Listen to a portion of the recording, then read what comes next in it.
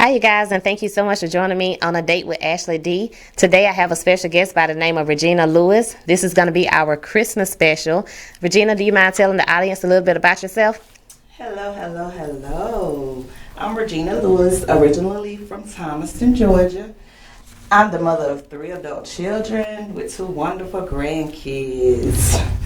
All right, Regina. Well, thank you for the introduction. Are you ready? I'm ready. All right, Miss Regina. So, Regina, it's coming up to Christmas, and I understand that you did lose your mother a couple of years ago. So, can you tell us a little bit about, how do you cope with the holidays, being that you lost your mother, and can you encourage someone else, some things they can do to get through the holidays season? Yes, I can. Yes, I lost my mother actually 19 years ago. And it was actually in February, so we got through the holidays. Mm-hmm. And of course, it's always hard. You always think of your loved ones at Christmas, but think back on the memories of their life. And it's like, my mother lived a great life. She was 65 when she passed. I feel like that was a great life. Right, yeah. It could have been extended, but, it still was a great life. And we always did Christmas, the holidays. So, of course, we always think about my mother during Christmas. But for anyone else that's dealing with that, just think of the memories that you have of your mother and think of what she would want you to do on Christmas instead of mourning and being sad. Just go to your old jolly ways, but always keep them dear in your heart. That's right. I think that's very important. Keep them in your heart, and always, create memories and also look back at pictures and stuff. I think that's important too. Smile at pictures. Very good today. How social media is and stuff, and like when my mom was here, it wasn't social media. Right. So, yeah, always do the memories on social media. Just pictures, and that'll help you a whole lot. Yeah, I agree. And what do you think about? What is your favorite part about Christmas? I actually love giving and receiving the gifts. Okay. And I'm not a decorating person, so me neither, shame on me. But when my mom was living, it's sad to say, when my children were small, my mom would come to my house and put up my tree. She was like, "You have 3 kids, you should put up a tree." But the thing was, I hated to take it down. My tree would be up from November to February. Really, Regina? It's too long, so I stopped there. But of course, everyone was like, once you get grandkids, you'll want to put up a tree. It still hasn't changed. It still hasn't changed? Still don't put up a tree. Shame on me, but it's true. I try to put mine up at least by Thanksgiving, and then I try to have it down at least by the first of the year. So that's me. That's what a lot of people say, but the time be moving. You yes, it does. So much and you don't have time. And I agree. So I just leave it down. Now, as far as I still love all that. I love to see other people decorations. I love to take my grandkids to see the lights. Yes. So all that is real special. Yeah, Christmas is very exciting. I agree, but it's like with the decorating on the outside, I ain't got that far. What about you? Never. I don't go inside or outside, but I would love to do outside. I'm gonna get better. Okay. And tell me, Regina, you have such an outgoing personality to me. So, what is some things that make Regina happy? What makes me happy? First off, I'm gonna be happy within myself. Okay. I gotta be happy within myself. It's self-love. I love to see other people happy. So, my pride and joy is my children and my grandchildren. I hate this sound selfish, and of course my family. I'm big on family. My sister, nieces, brothers. I'm big on that too. But what make me happy is to see my family happy. That's when right. they happy, I'm happy. That's right. And it's just a happy. Exactly. Well, that's good, Regina. And me too. Same thing. Kids. Don't have grandkids, but kids make me happy. And we have family. Like you said, self-love is most important, because if you're not happy within yourself, you're going to make everybody else miserable around you. So that's true. I got away from all of the negative and the gossiping. Yes. And I just want to focus on inner peace. That's it. And inner happiness. So. And what is one of your pet peeves? We're just going to do one. Okay. My biggest pet peeve is a liar. Yes. It's a liar, because why lie? Right. Why lie? I raised my children to tell the truth, even if you have to go back and apologize for hurting someone's feeling. That's right. But still tell the truth. And me, myself, I'm a truthful person. Right. I'm very truthful. I'm honest. And like I said, even if I hurt someone's feeling, I'm going to go back and apologize. Right. Some people can't handle the truth, but Exactly. it's necessary though. Exactly. And Because people will respect you. Right. I had a conversation recently saying, okay, we say we want the truth. Right. But then when we get the truth, we don't want to accept the truth. That's it. So, me being an honest and truthful person, I accept the truth and I deal with it. That's it. It might not make me happy, but hey, the truth is the truth. That's it. And look, as long as you have the truth, there's no room for disappointment. Absolutely. Absolutely. So let's shift gears a little bit, Regina. Let's talk about relationships and dating. Ooh, interesting. Well, actually, I have a question for you. Uh-oh. I have one question for you that I relive it sometimes Okay. by me being older, so you know you're younger. But do you feel like you lost out on a good guy or two? Let go of a good guy or two? Saying, my thing was, this guy ain't my type. He don't dress the part. He don't look the part. You know. Girl. So you can lose out on that, or just maybe he ain't got the money. You know, Yes. there's several different things that you could have lost out on some good ones. I would say yes to that question. I have lost out on a very good relationship where I probably could have been provided for, and well respected, as well as me and my kids. But I was looking at some of the little stuff that now that I'm older, it's like, I could have overlooked that. I could have kind of worked with that. So, yes, most definitely. Yeah, I was thinking about that on the way here. I'm like, I'm older than Ashley. I got to ask her this question. Because for me, personally, I don't miss out on 3 or 4.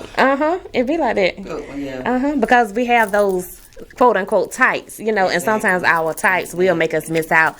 So I think that now that I'm older, I got to get out of that type thing and go with who is going to treat me right and what I can tolerate and what I can't tolerate. Right, and then you got to love on who's loving on you. That's it right there. That's most important. I love that quote. On who's loving on you. You hear that? Love on who is loving on you. That is very important. And then, we still talking about relationships. So with relationships, I done messed up a lot of relationships. Yeah. As I got older, one of my words is accountability. Yes. Oh my God. No one wants to take accountability. They don't. And while I was being this person that I once was, I didn't want to take accountability. But now, full accountability. I hold myself total responsible for a lot of stuff. A lot of people ain't gonna know this, but okay, it is what it is. I was always my way or the highway. I was always that type.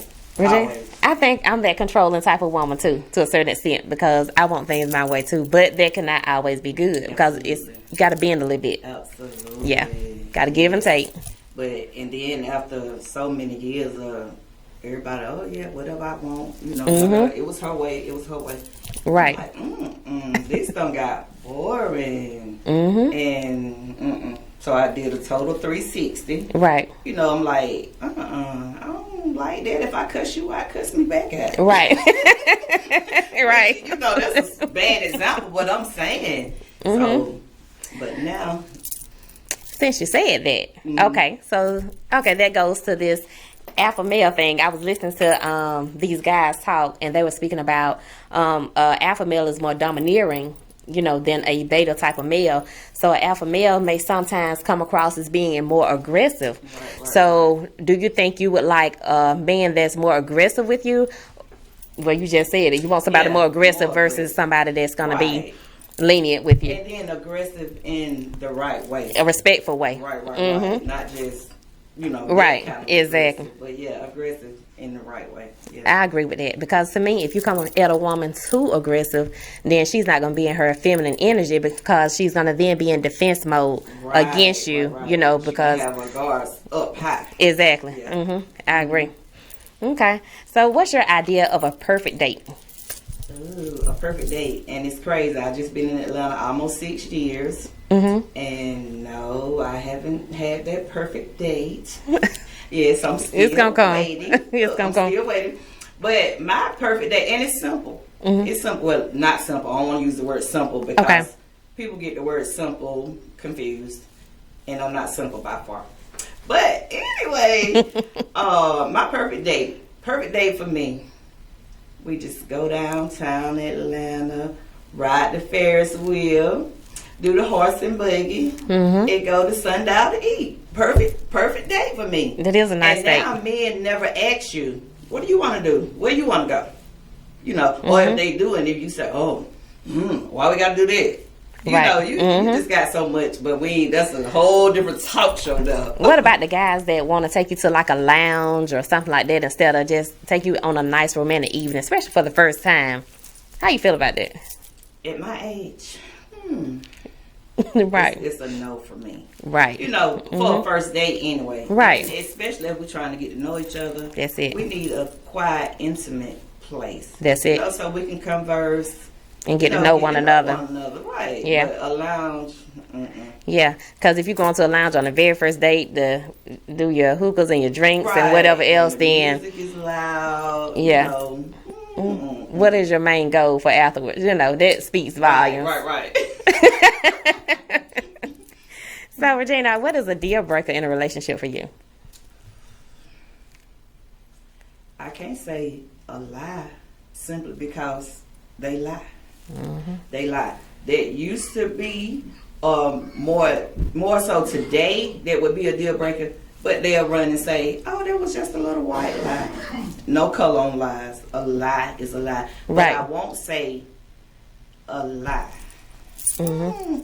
Deal breaker. That's not a hard question, but I really don't want to say.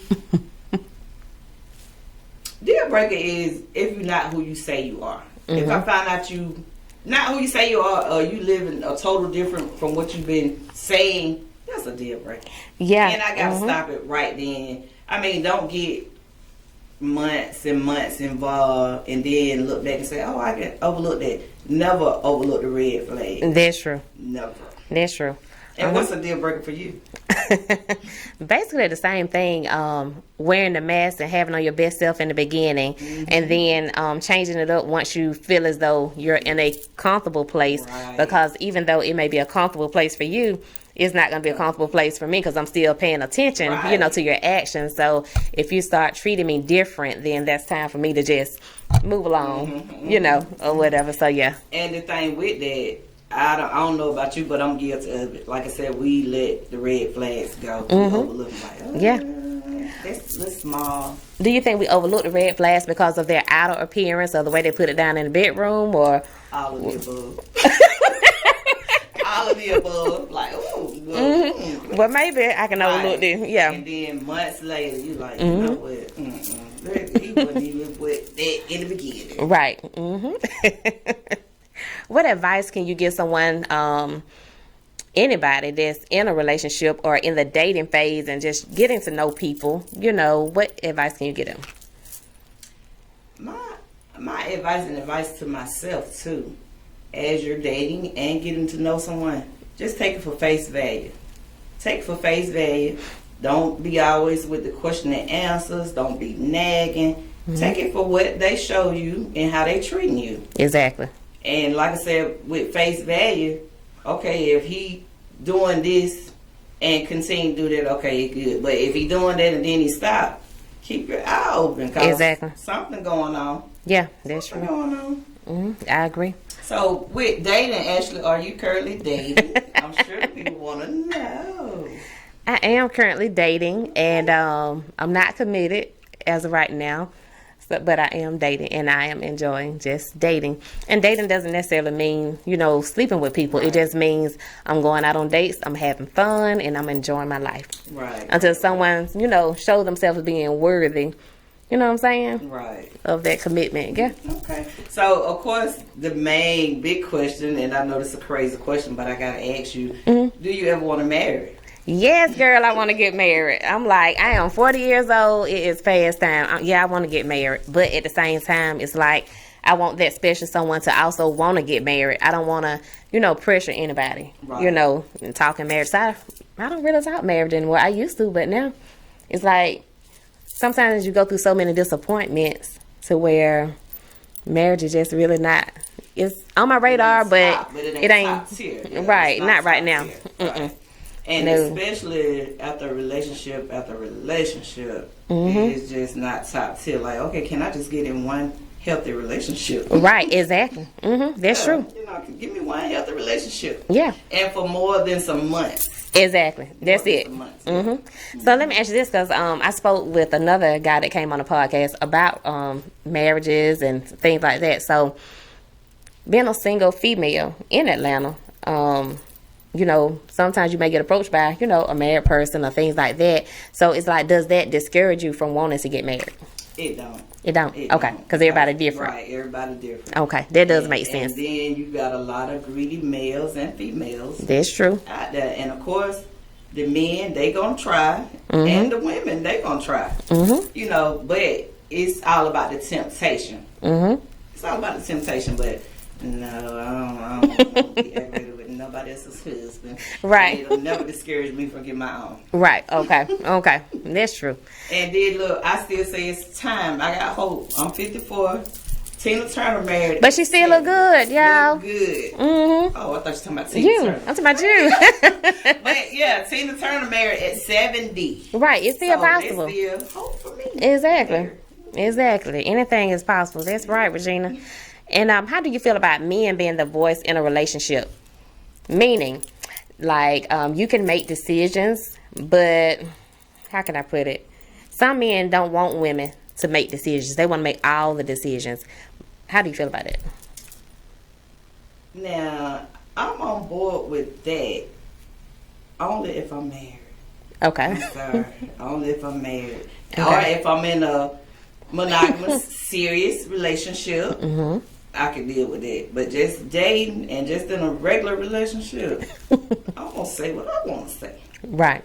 You know, we're going to agree to disagree. You know, it got to be common ground. It does. It got to be common ground. And yeah, some men, most men, they rather you let them be the man. Yes.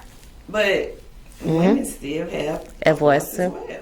I think so too. And then you have some men that want you to be submissive and let them make all the decisions. But it's like, how can I trust you to make those decisions when you haven't shown me that you can provide, protect, and, you know, provide stability? Because if something was to happen to you, they have to be able to uphold their end of, you know what I'm saying? And your end as well if something was to happen. Yeah.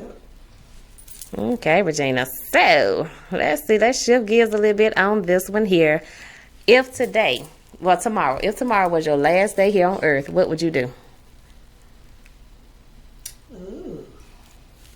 Ooh. Now, if you knowing this is gonna be your last day on earth, I think the main thing, and of course my kids or grandkids don't live with me, so I would want my kids and grandkids there with me, loving on me loving on them. Yep. You know, for the final phase. I think so That would too. be my biggest thing. Yeah. I think so too. If I knew it, yeah, definitely my kids, you know, yeah. Yeah, because Yeah, you know, parents, like a lot of people like, oh, I go do this, I go do that. Why? Right, exactly. Why? This your last day. Yeah. You know, and I guess that's my answer because I'm big on family, like you're big on family. So. Yeah, I agree. And what about if you could go back 5 years, what would you change and why? Ooh, if I could go back 5 years. My main goal in life was after my youngest son graduated high school, I always told my mom I was going to move to Atlanta. My mom was an old-fashioned mom. You know, Okay. girl, there's so much crime in Atlanta. Don't do it. So I said all that to say my youngest son had graduated high school, graduated from the little tech school in Virginia he gone to, and I'm still in Thomaston. So if I could change anything, I would have made that move years ago. Really? Yeah, I would have did it years ago. That's good. Yeah, that's real good.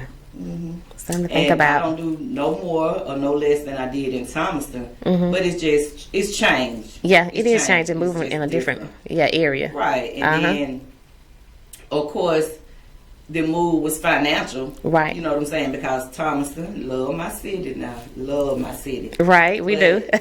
You know, it really ain't jobs that's really paying no money. Or Right. making money. So there was a financial move and a financial gain. Right. So what I get from that, y'all, if it's something that you want to do, definitely just step out on faith and just make things happen. Absolutely. If- Absolutely.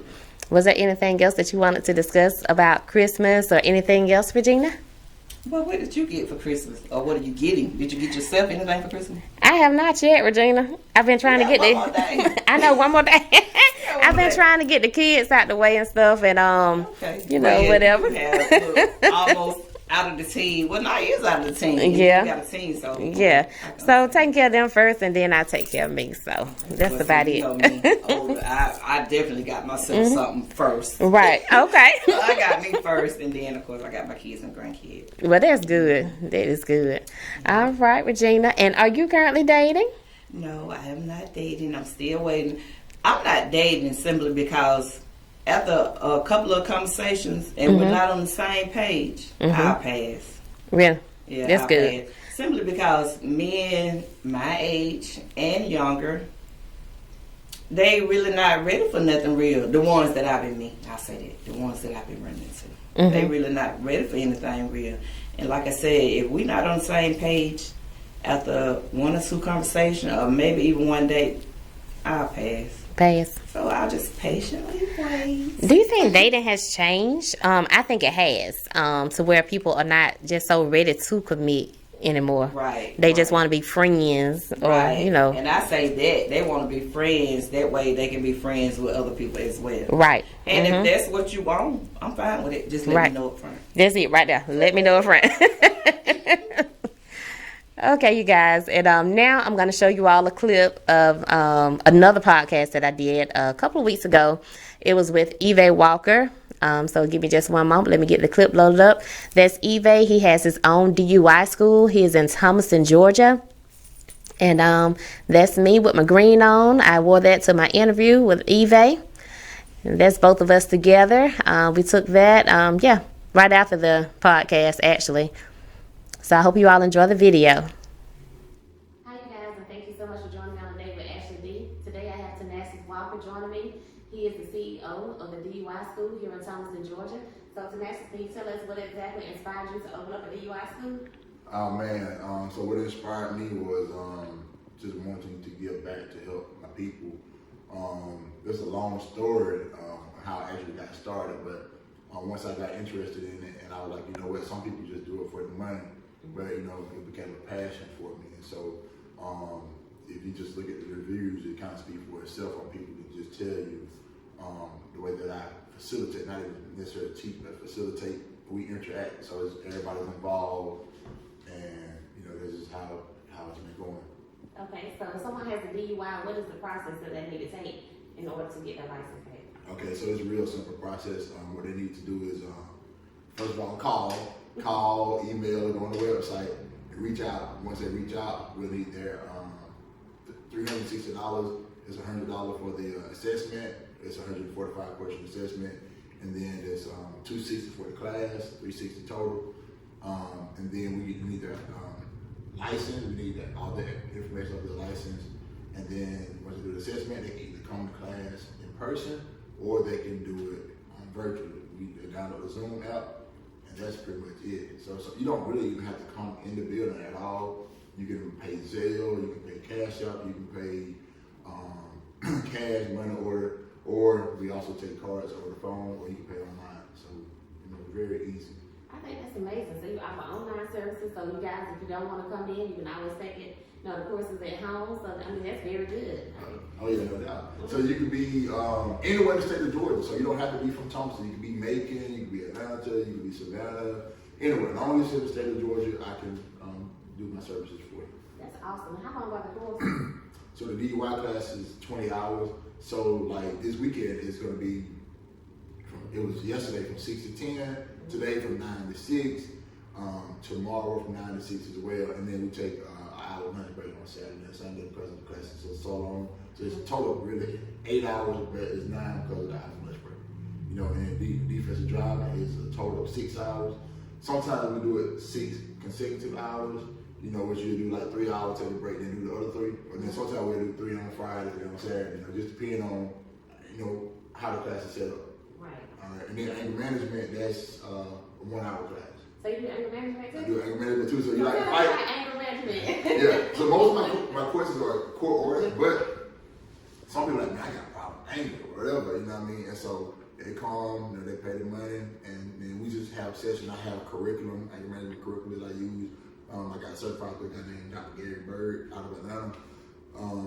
He's a GOAT. He's known, anybody in the counseling service field know about Gary Bird. So Dr. Bird trained me and prepared me for this, as well as life experiences and my mama, of course, you know. Right. Just being able to deal with me and my anger. Well, that's good. I think that's amazing. So one-stop shop, if you need your DUI classes, you can get it here, and also anger management. Oh, yeah. So after the DUI classes, are they going to get their driver's license back just like that, or is there like another step that they will have to take? It varies from person to person in the situation. Some people, yes, they get them not the very next day, but they typically get them on that Tuesday. But some people know by their probation officer how long they have to wait if there's a waiting period. The waiting period typically is anywhere from 6 months to a year, depending on what they tell you in court. And I also strongly advise people with DUI to take the defensive driving class too, because the insurance is going to go up and it's going to be like super high.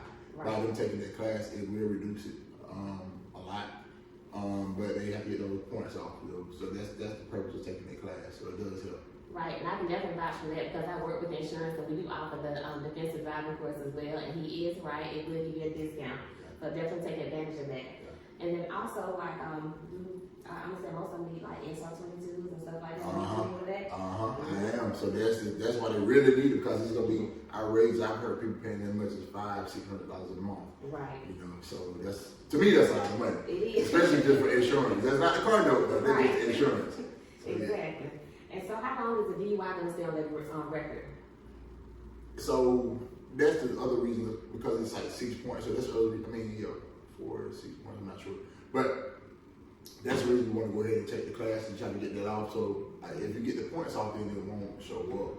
Okay. You know? So that's the purpose of we want you to take the class. But typically they do a 3-year and a 7-year MVR. So anywhere from 3 to 7 years.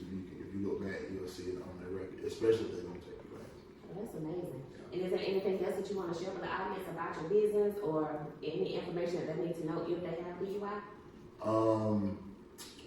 More services are to be coming soon.